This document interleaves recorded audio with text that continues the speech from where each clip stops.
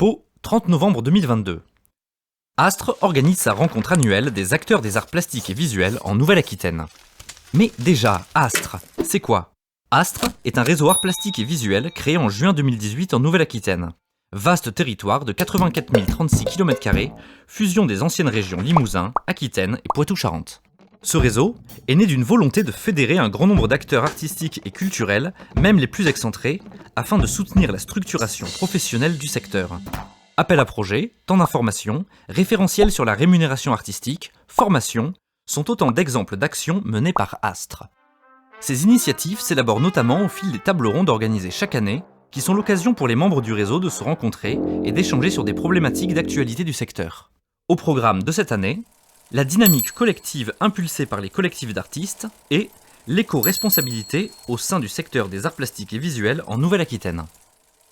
Nous nous sommes rendus à la médiathèque André Labarrère à Pau, où s'est tenue la rencontre, afin de discuter de ces deux thématiques avec quelques intervenants de ces tables rondes. Alors je m'appelle Sébastien Gazot, je dirige l'association Documents d'artistes Nouvelle-Aquitaine depuis septembre 2020. C'est une association qui existe depuis 2012 et qui réalise notamment des dossiers sur des artistes de la région pour essayer de montrer au final une certaine diversité de la scène artistique dans le domaine des arts visuels en région. En tant que modérateur sur le premier sujet, nous avons demandé à Sébastien sa définition du collectif. Alors c'est marrant que tu me poses cette question parce que précisément j'avais pensé commencer la table ronde en disant qu'on allait évacuer cette question de la définition. Parce que déjà le terme de collectif d'artistes il n'est pas employé par tout le monde.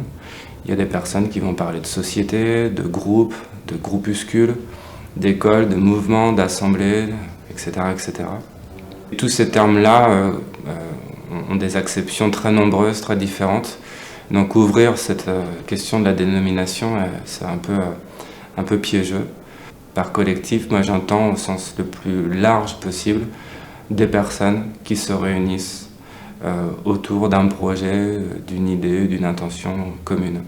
Et cette réunion peut durer le temps d'un projet court ou peut s'inscrire dans la durée et sur de nombreuses années. Je pense que le terme de collectif a en effet peut-être marqué et lié à une époque est très chargé. Et comme tous les mots très chargés, à un moment donné, on n'arrive plus à les remplir, à les utiliser, et on préfère les mettre de côté, ça se repose un peu, que les définitions s'apaisent, se calment, pour qu'on puisse passer à autre chose. Je me dis que c'est ça. Et en même temps, si jamais c'est ça, c'est une vision toujours un peu limitée des choses, parce que en fait, les collectifs d'artistes, il en existe depuis le XVIe siècle.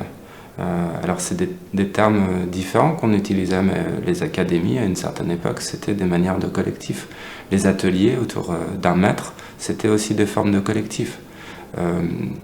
Avant de se préoccuper de savoir si c'est la bonne définition, si c'est ça un collectif ou si c'est autre chose, il y a tellement de variations que ce terme-là peut justement recouper des choses très différentes. Alors du coup on les met de côté et on n'essaye pas de définir, mais on essaye d'abord d'écouter les expériences de chaque groupe de personnes.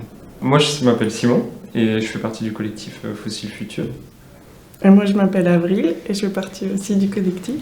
Alors, le collectif Fossiles Futurs, c'est 11 jeunes artistes, designers et graphistes. On s'est tous rencontrés aux Beaux-Arts de Toulouse, où on a fait notre formation. Et on a décidé de se fédérer en collectif pour la sortie d'école, pour trouver un endroit où habiter, un endroit où continuer nos pratiques d'artistes et installer des ateliers, et un endroit aussi où accueillir du public, organiser des événements et tout ça. Et du coup, là, en ce moment, on habite Mémac, en Corrèze, une grande maison de 300 m² qu'on est en train de rénover et qu'on habite gratuitement avec l'accord de la propriétaire de la maison. Et voilà, on a une programmation d'événements assez régulière, on installe petit à petit les ateliers, tout ça. Nous, on a eu envie de faire ce collectif déjà parce qu'on était un groupe d'amis et que du coup, on avait envie de faire les choses ensemble.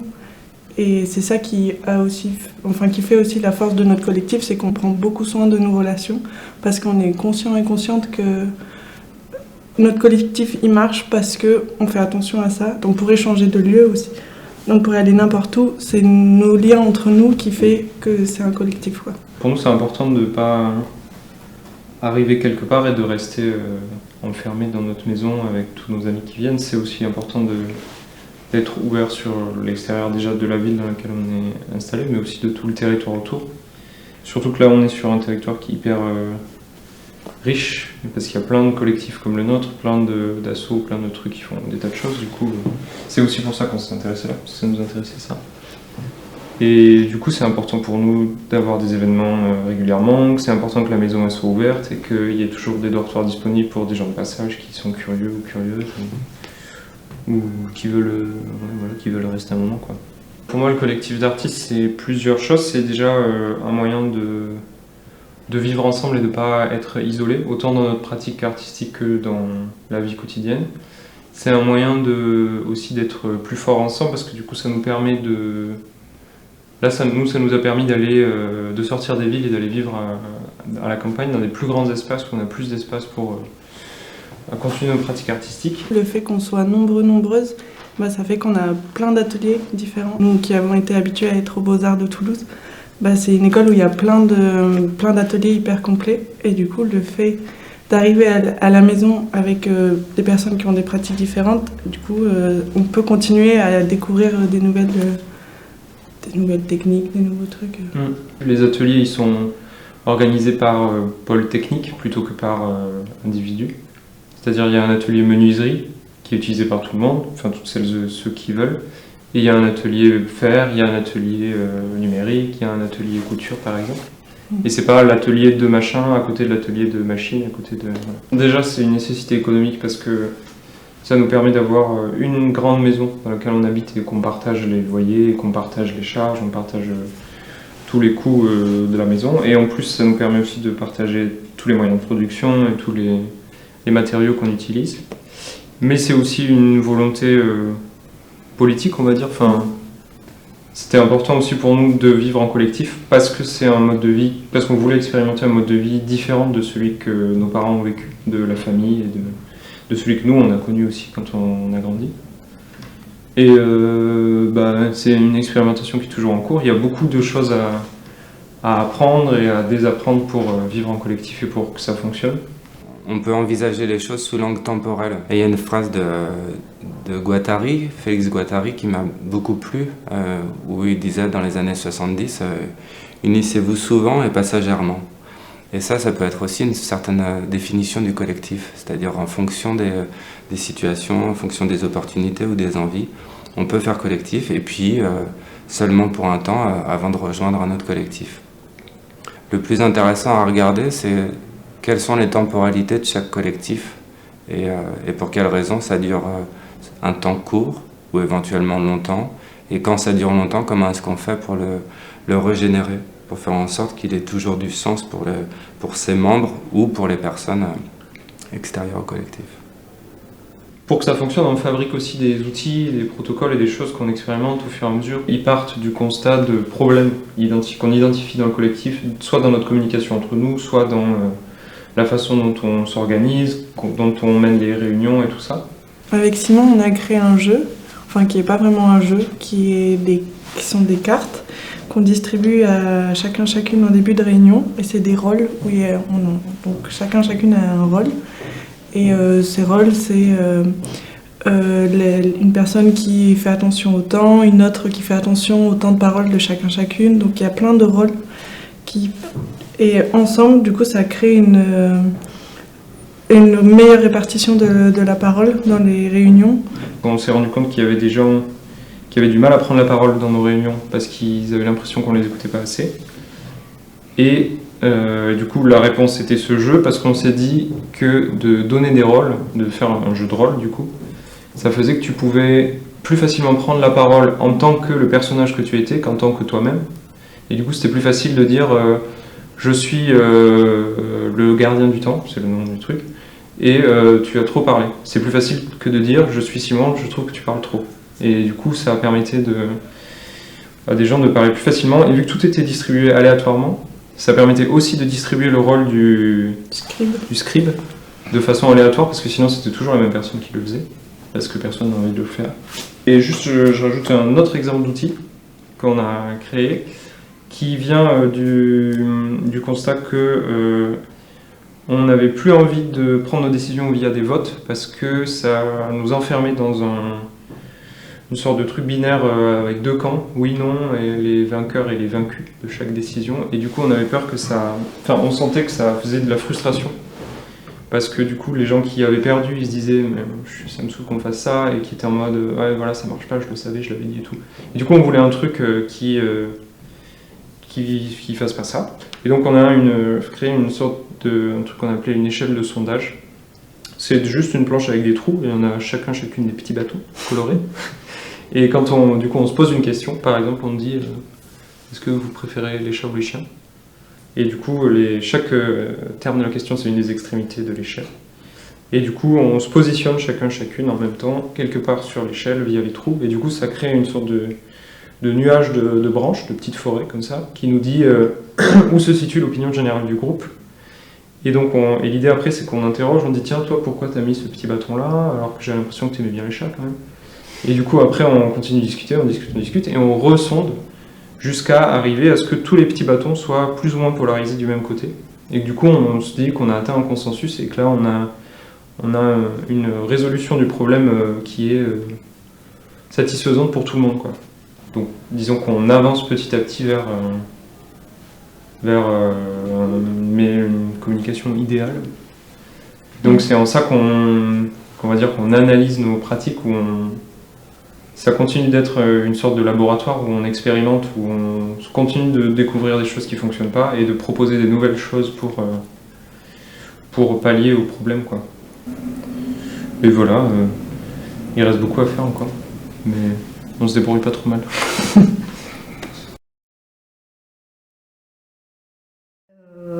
Donc, je suis Hélène David, je suis photographe, artiste.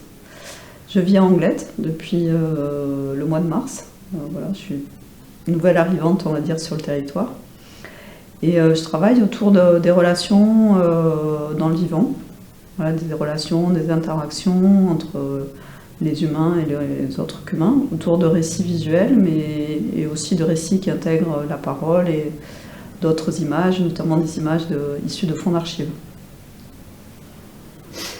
Ok, moi je suis JB, du coup Jean-Baptiste Clavet, je suis designer, je travaille aussi au sein du Octo Studio, et un studio de design global à Limoges. Et du coup, le programme pour lequel je suis venu s'appelle Design et Territoire. L'idée c'est de partir du territoire, comment se faire, et ensuite de raisonner en strates jusqu'à faire émerger un modèle fonctionnel. L'objectif de Design et Territoire, c'est de mettre en place un système pour valoriser les rebuts industriels à l'échelle d'un territoire déjà, et ensuite pour faire popper des initiatives un peu partout. Mettre en place des outils méthodologiques à dupliquer pour que ces initiatives puissent avoir lieu ailleurs. Alors, je m'appelle Anaïs Rush, je suis basée à Strasbourg et je suis formée initialement sur le champ de la coopération internationale et dans un deuxième temps en commissariat d'exposition. Et aujourd'hui, je me consacre depuis un an à la recherche. Donc j'ai démarré une thèse, donc je suis actuellement doctorante à Paris 1 Panthéon-Sorbonne en sociologie et je m'intéresse aux engagements de la part des artistes sur ces questions-là de transition écologique. Invités pour leur lien évident avec le deuxième sujet, on a voulu savoir, face à cette crise écologique, les arts, la culture, c'est quoi leur place ? La culture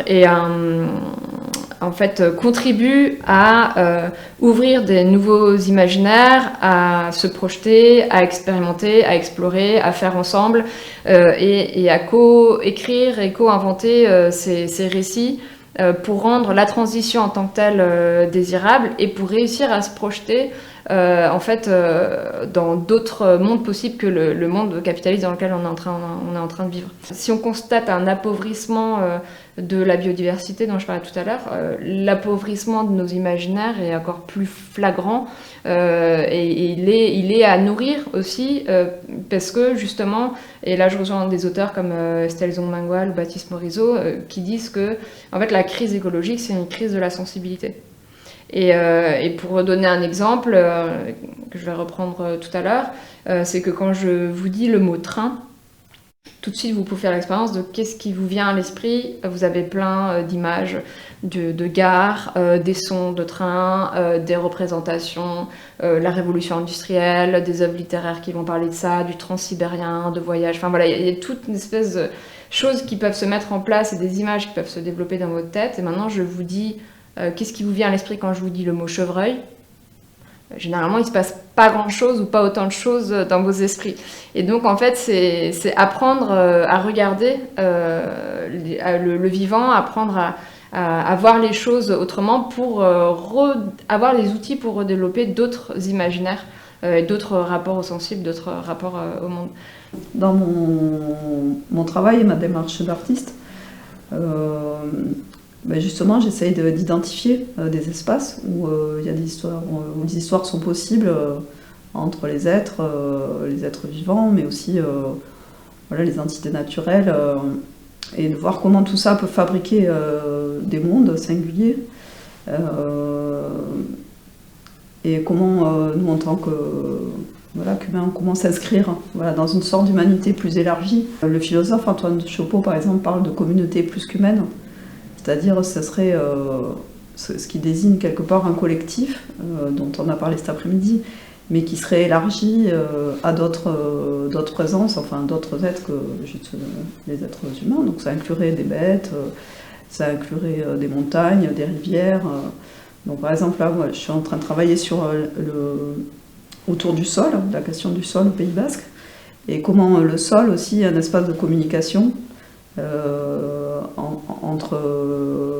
entre les hommes, les bêtes, avec les ancêtres, un espace de circulation de l'eau aussi. Comment le sol aussi est quelque part constitue une mémoire, à la fois une mémoire géologique et aussi une mémoire de notre histoire humaine à travers les découvertes archéologiques.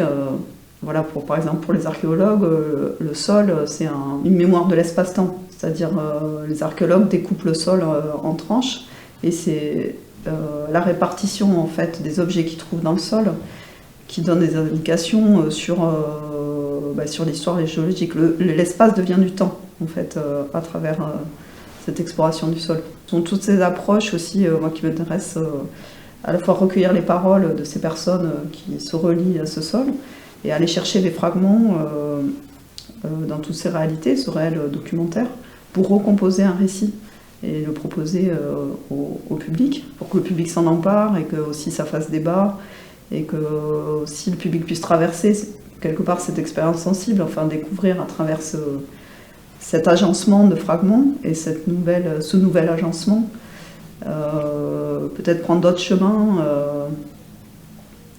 d'un nouveau langage du vivant, on va dire, donc d'autres représentations.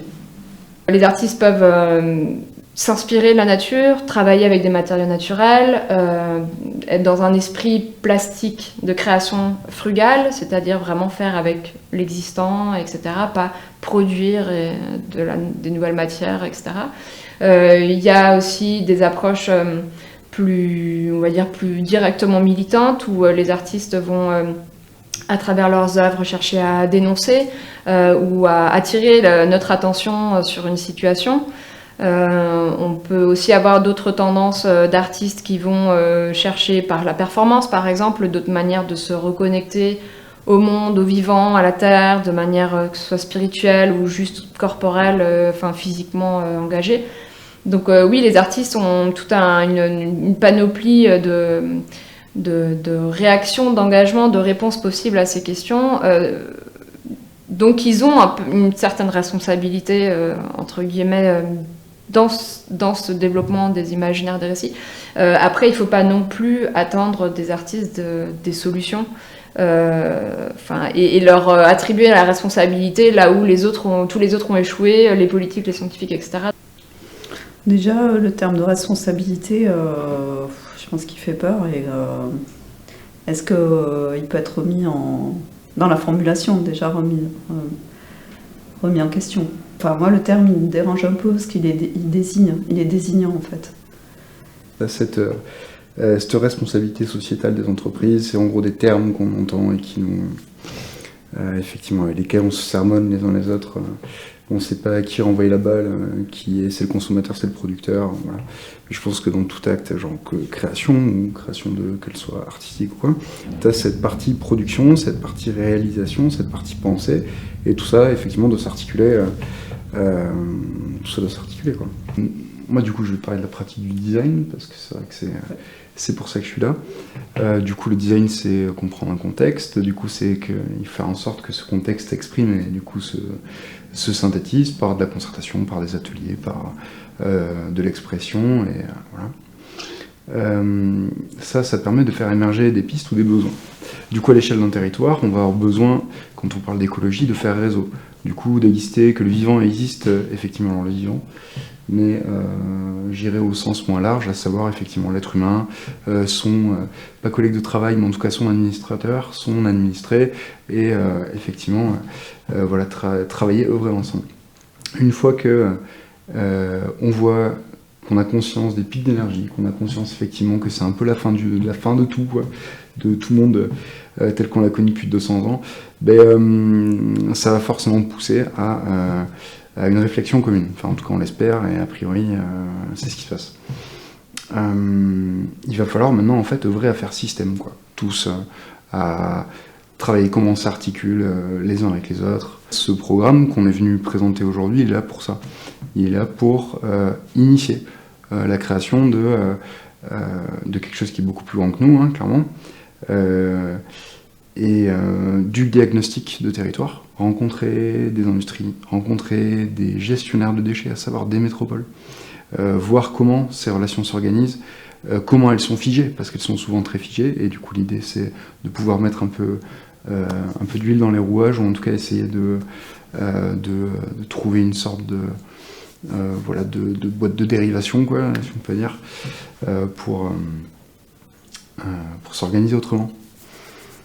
Sans entraide et sans dimension collective, on n'y arrivera pas. C'est-à-dire que les changements et le collectif renforcent là où en fait le système capitaliste actuel va faire porter la responsabilité sur des individus, donc va atomiser et va se déresponsabiliser collectivement, c'est-à-dire collectivement du point de vue de l'État, du point de vue, on va dire, des personnes qui sont en charge le bon fonctionnement d'une société. Donc la dimension collective à toutes les échelles, elle est fondamentale.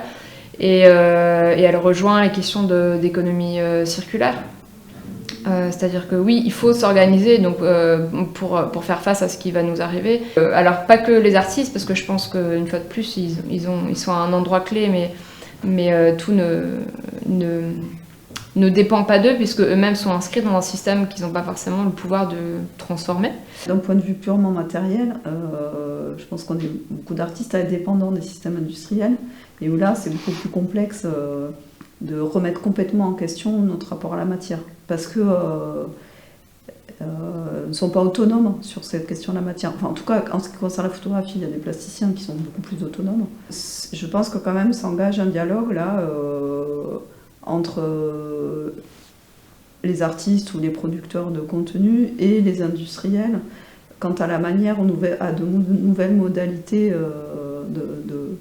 de faire, de produire. Je pense que les artistes sont sont nécessaires aussi, sont dans cet espace-là d'expérimentation, d'essayer de se projeter sur un devenir ultérieur. Après, les industriels, je pense qu'ils peuvent suivre. Je ne sais pas ce que tu en penses, mais... Il y a des systèmes qui sont coopératifs, d'autres qui ne le sont pas. Je peux aussi dire, c'est pas que des entreprises, c'est aussi des politiques publiques où tu vas intégrer, je pense aux designers, mais il n'y a pas que les designers, tu vas les intégrer pour faire des choix, des orientations, pour décider d'orientation, parce que toi, tu n'as pas forcément l'habitude d'intervenir, de bouleverser ton système de pensée, bref. Et du coup, oui, c'est pertinent ce que tu dis. Mais tu le formules beaucoup mieux. Parce que tu es dans cette expérience-là aussi, de solliciter les industriels et pour les faire évoluer, et pour les emmener... Alors moi, ils évolueront pas, je pense. Avec nous, ils évolueront pas. Là, ce qui est assez dingue, c'est quand il y en a qui te disent alors c'est super ce que vous faites, hein, c'est vraiment super, mais quand ce sera obligatoire. ben, du coup je le ferai. Ok. Tant qu'il y a du profit à tirer, en même temps il faut imaginer que bouleverser un système de production, c'est un enfer, quoi. Aujourd'hui, on va tout faire pour innover techniquement, pour avoir des technologies les plus vertes possibles, mais sans se rendre compte que toute la ressource nécessaire, elle doit être produite déjà à l'extérieur. Donc déjà, on est complètement plus du tout dans l'hyperlocal ou plus du tout dans tout ça. On va bouleverser tout un système qui existe, donc toute l'énergie qui est fossilisée, enfin qui est cristallisée dans tes outils de production, eh ben, à la poubelle. C'est parti pour quoi on va le valoriser. On va le valoriser soit en le brûlant, soit en le donnant à quelqu'un pour qu'il puisse produire, ou à des systèmes, on va dire, moins développés économiquement, quoi, ou techniquement. En fait, je